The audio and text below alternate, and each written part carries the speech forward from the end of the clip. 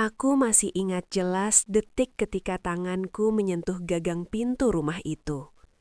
Udara terasa lebih berat dari biasanya, seolah menekan dadaku agar mundur.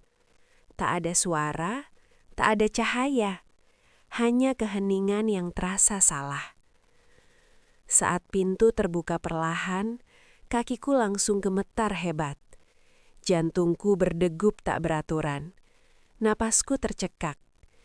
Aku ingin menutup pintu dan pergi, tapi tubuhku seolah membeku. Di dalam rumah itu, ada sesuatu yang selama ini disembunyikan dariku. Dan aku akan menyesalinya seumur hidup, karena telah membukanya. Halo sahabat, selamat datang kembali di channel Cerita Fafa. Channel yang menghadirkan kisah rumah tangga, konflik keluarga, dan rahasia yang sering kali tersembunyi di balik senyum sehari-hari. Cerita kali ini bukan sekadar fiksi, tapi gambaran tentang luka, trauma, dan keberanian menghadapi kebenaran. Sebelum kita masuk lebih dalam, yuk kita ramaikan dulu kolom komentarnya, serta jangan lupa untuk klik tombol like, subscribe, dan aktifkan loncengnya agar sahabat Fafa tidak ketinggalan cerita-cerita seru lainnya. Dukungan dari sahabat sangat membantu channel ini untuk terus berkembang dan menyajikan cerita-cerita menarik lainnya. Dan seperti biasa, Fafa mau absen nih. Coba tulis nama sahabat, asal kota, dan ketik kata hadir di kolom komentar bawah. Fafa pengen tahu, sahabat setia Fafa dari kota mana saja. Sudah siap, sahabat? Yuk kita langsung masuk ke ceritanya. Sejak hari pertama aku resmi menjadi istri suamiku, aku sudah merasakan ada sesuatu yang tidak biasa dalam keluarganya. Bukan dari kata-kata, bukan dari perlakuan kasar, melainkan dari keheningan yang terlalu rapi. Semua terlihat normal di luar, tapi terasa ganjil di dalam. Terutama ketika menyangkut satu nama, ibu mertuaku. Aku masih ingat jelas pertemuan pertama kami setelah menikah. Beliau menyambutku dengan senyum tipis, senyum yang tak pernah benar-benar sampai ke matanya. Pelukannya singkat, dingin, dan seolah dilakukan hanya karena kewajiban. Aku mencoba berpikir positif.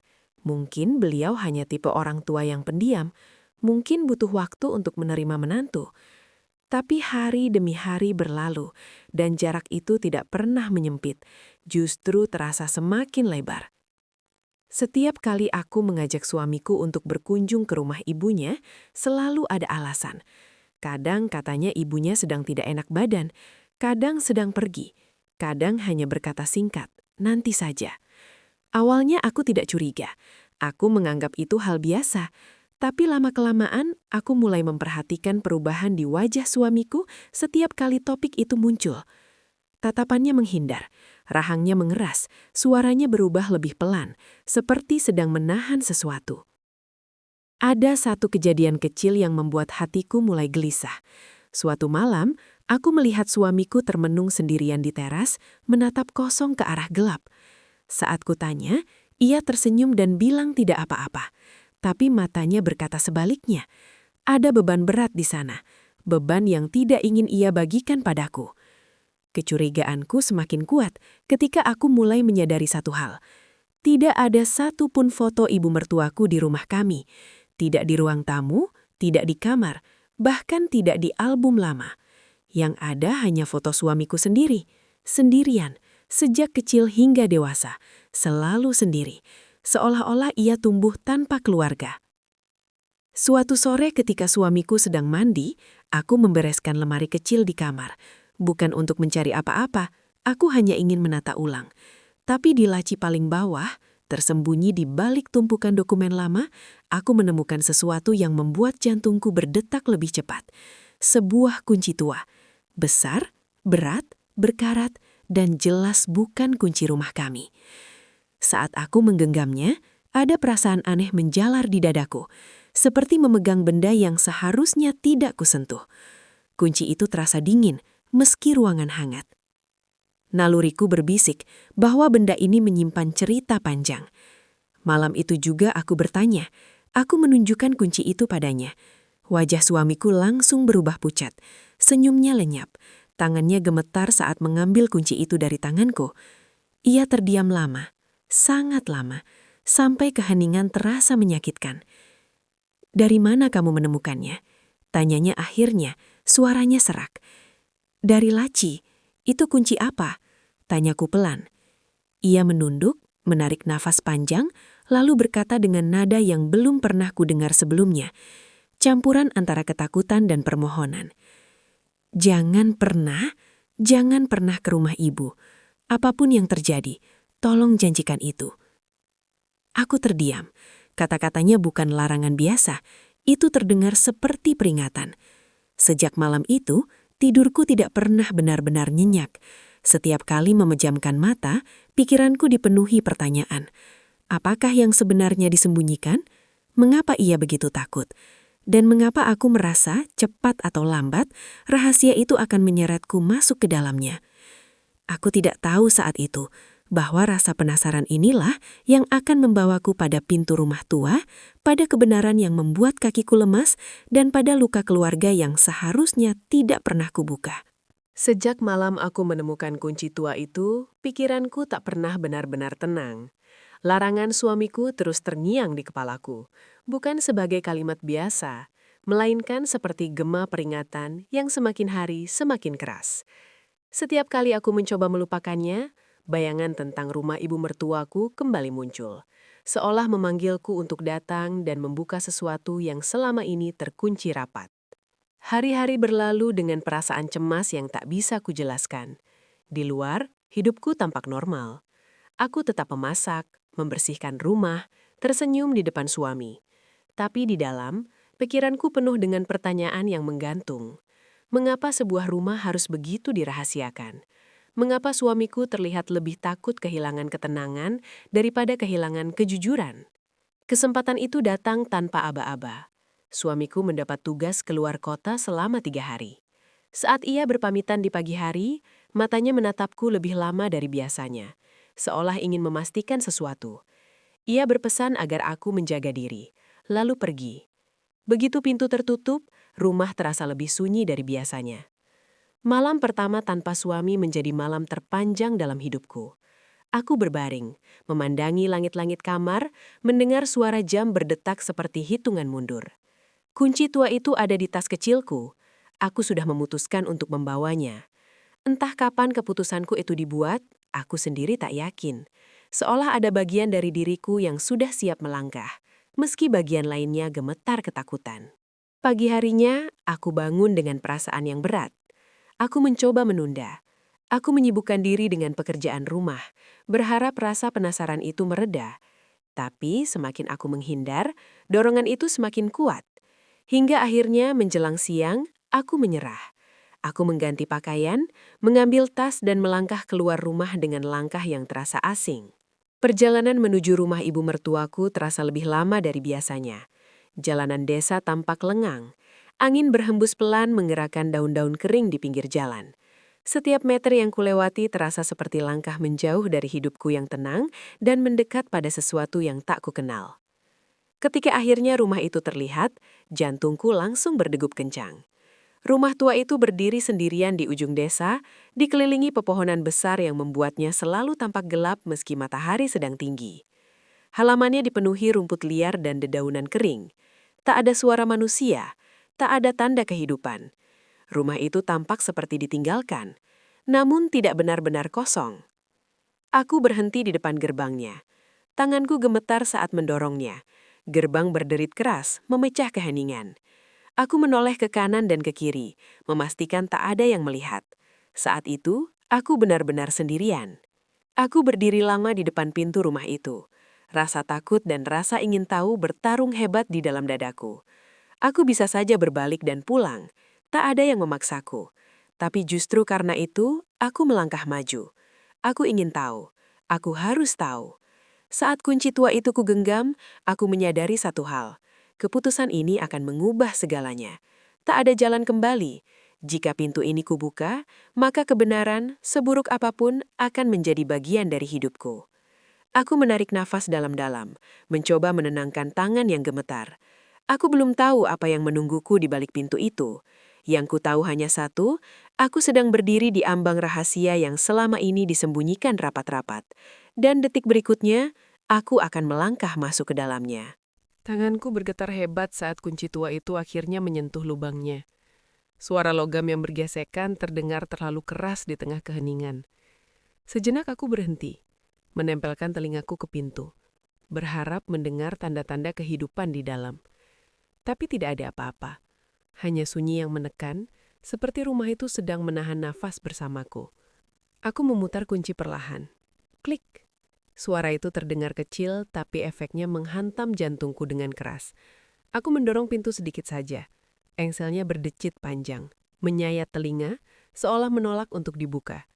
Saat celah pintu terbuka, udara dingin bercampur lembab langsung menyergap wajahku. Bau rumah lama, debu, kayu lapuk, dan sesuatu yang tak bisa kujelaskan. Langkah pertamaku masuk terasa berat. Kakiku seperti bukan milikku sendiri. Lantai kayu berderit pelan setiap kali kutapaki, membuatku refleks berhenti berkali-kali. Rumah itu gelap meski siang hari. Tirai-tirai tebal menutup jendela, membiarkan cahaya masuk hanya sebagai garis-garis tipis yang jatuh di lantai. Aku menutup pintu di belakangku. Suaranya menggema dan seketika aku merasa benar-benar terperangkap. Detak jantungku begitu kencang hingga aku takut suaranya bisa terdengar oleh siapapun. Meski aku tahu tak ada orang lain di sana. Aku berdiri di ruang tengah. Ruangan itu lebih besar dari yang kubayangkan. Perabotannya tertutup kain putih yang sudah menguning.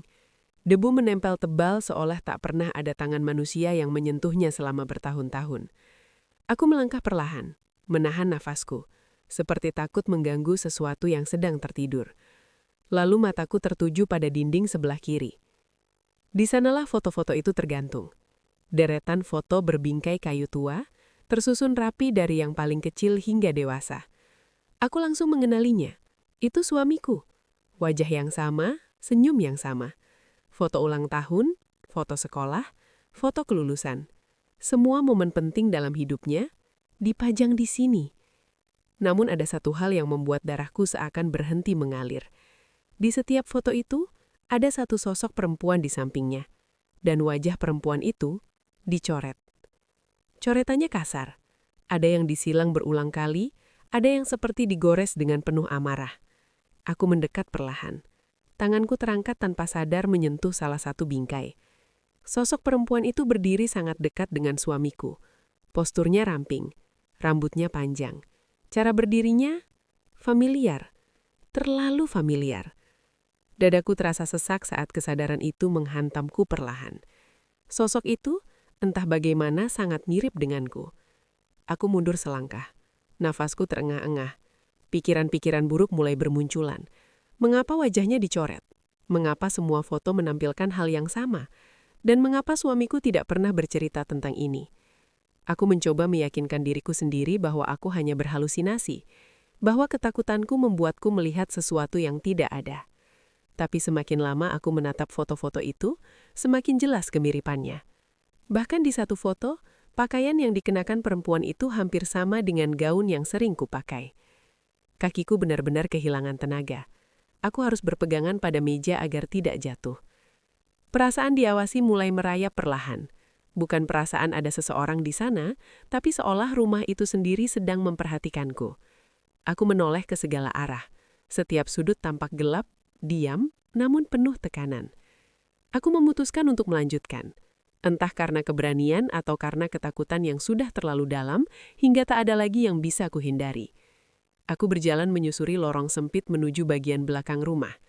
Lorong itu panjang dan gelap, hanya ternerangi cahaya samar dari jendela kecil di ujung. Setiap langkah terasa seperti masuk lebih dalam ke masa lalu yang bukan milikku. Di sepanjang lorong, aku melihat pintu-pintu kamar tertutup rapat.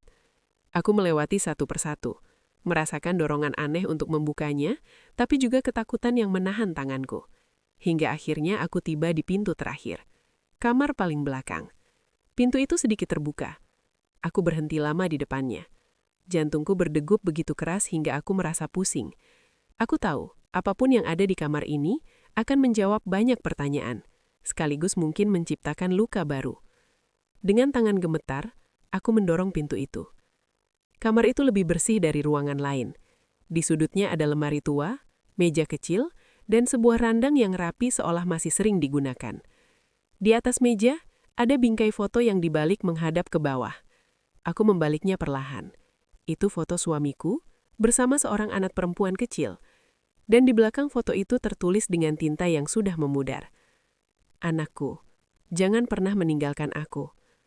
Saat itulah kakiku benar-benar tak mampu menopang tubuhku lagi. Aku terduduk di lantai, air mataku jatuh tanpa bisa kutahan. Aku mulai memahami satu hal mengerikan. Rumah ini bukan sekedar rumah kosong. Ini adalah tempat di mana cinta berubah menjadi ketakutan, dan kehilangan membekas terlalu dalam hingga melukai siapapun yang mendekat. Dan aku telah melangkah terlalu jauh untuk berpura-pura tidak tahu. Aku duduk lama di lantai kamar itu, membiarkan air mataku jatuh tanpa berusaha menghapusnya. Kata-kata di balik foto tadi terus terulang di kepalaku. Anakku, jangan pernah meninggalkanku. Kalimat itu bukan sekadar tulisan biasa. Itu jeritan hati seseorang yang pernah kehilangan segalanya, lalu hidup dalam ketakutan yang tak pernah reda. Setelah nafasku sedikit tenang, aku berdiri perlahan. Kamar itu terasa berbeda dari ruangan lain di rumah tersebut. Lebih terawat, lebih hidup, seolah waktu berhenti di sana. Aku menyadari bahwa kamar inilah pusat dari segala rahasia yang disembunyikan. Tanganku masih gemetar saat aku membuka lemari tua di sudut ruangan. Di dalam lemari itu, tersusun rapi beberapa baju anak perempuan. Ukurannya kecil, warnanya lembut, dan semuanya tampak dijaga dengan penuh perhatian. Tidak ada debu tebal seperti di ruangan lain. Seakan-akan seseorang masih sering membuka lemari ini, menyentuh pakaian-pakaian itu, dan mengenang sesuatu yang tak bisa kembali.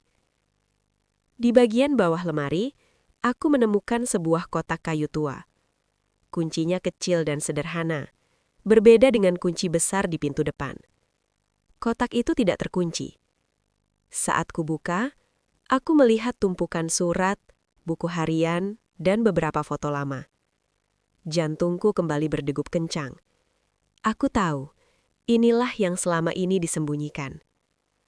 Aku mengambil satu surat secara acak. Tulisan tangannya rapi, tapi terlihat goyah di beberapa bagian, seolah ditulis sambil menangis. Surat itu ditujukan untuk seseorang yang tak pernah membalas. Setiap barisnya penuh penyesalan, ketakutan, dan rasa bersalah. Aku membaca pelan, takut salah memahami setiap kata. Dari surat-surat itu, aku mulai mengenal sosok ibu mertuaku yang sebenarnya. Ia bukan perempuan dingin yang tak peduli. Ia adalah seorang ibu yang kehilangan anak perempuannya dalam sebuah kejadian tragis bertahun-tahun lalu. Kejadian itu terlalu menyakitkan, hingga keluarga memilih untuk tidak pernah membicarakannya lagi. Di dalam buku hariannya, ia menulis tentang hari-hari setelah kehilangan itu, tentang rumah yang terasa kosong meski penuh barang, tentang suara tawa anaknya yang masih sering ia dengar dalam ingatan, tentang malam-malam panjang yang ia lalui sendirian, memeluk baju kecil yang tak lagi terpakai. Aku menelan ludah saat membaca bagian di mana ia mulai menulis tentang anak lelakinya, suamiku. Ia mencintainya, tapi cinta itu berubah menjadi ketakutan. Ketakutan bahwa suatu hari, anak lelakinya akan meninggalkannya, seperti sang putri. Ketakutan bahwa perempuan lain akan mengambilnya, lalu pergi, meninggalkan luka yang sama. Ia menulis bahwa setiap kali melihat perempuan mendekati anaknya, hatinya berontak. Bukan karena benci, melainkan karena trauma. Ia mulai mencoret wajah perempuan di foto-foto sebagai bentuk penolakan terhadap kenyataan yang tak sanggup ia terima. Coretan itu adalah cara terakhirnya melindungi dirinya sendiri dari rasa sakit yang sama. Tanganku bergetar saat membaca kalimat-kalimat itu. Aku merasa bersalah telah menilai ibu mertuaku terlalu cepat. Di balik sikap dinginnya, ternyata ada luka yang terlalu dalam untuk diucapkan. Aku juga mulai memahami mengapa suamiku memilih diam selama ini. Ia hidup di antara dua ketakutan, kehilangan ibunya dan melukaiku dengan kebenaran. Di bagian paling bawah kotak, aku menemukan satu surat terakhir. Tanggalnya baru beberapa tahun lalu. Isinya singkat, tapi sangat menyayat hati. Ia menulis bahwa ia lelah hidup dengan ketakutan. Ia ingin melepaskan, tapi tidak tahu caranya. Ia ingin bahagia melihat anak lelakinya, tapi bayangan kehilangan terus menghantuinya. Aku menutup kotak itu perlahan. Dadaku terasa penuh. Semua potongan cerita mulai menyatu. Rumah ini bukan tempat terkutuk. Ini adalah makam perasaan. Tempat di mana cinta, kehilangan, dan ketakutan bertumpuk menjadi satu. Saat aku melangkah keluar dari kamar itu, aku tahu satu hal pasti. Rahasia ini tidak boleh terkubur selamanya. Jika tidak dihadapi, luka ini akan terus diwariskan. Dan mungkin, akulah orang yang tanpa sengaja dipilih untuk membukanya. Aku keluar dari rumah itu dengan langgah yang jauh lebih berat dibanding saat masuk. Matahari masih bersinar terang, tapi rasanya dunia di sekitarku telah berubah. Jalan setapak yang kulewati terasa asing, seolah aku baru saja meninggalkan kehidupan lama dan memasuki kenyataan yang sama sekali berbeda. Setiap langkah membawa pulang bukan hanya rahasia, tapi juga beban emosi yang menekan dadaku. Sepanjang perjalanan pulang, pikiranku dipenuhi potongan-potongan cerita dari surat dan buku harian yang kubaca.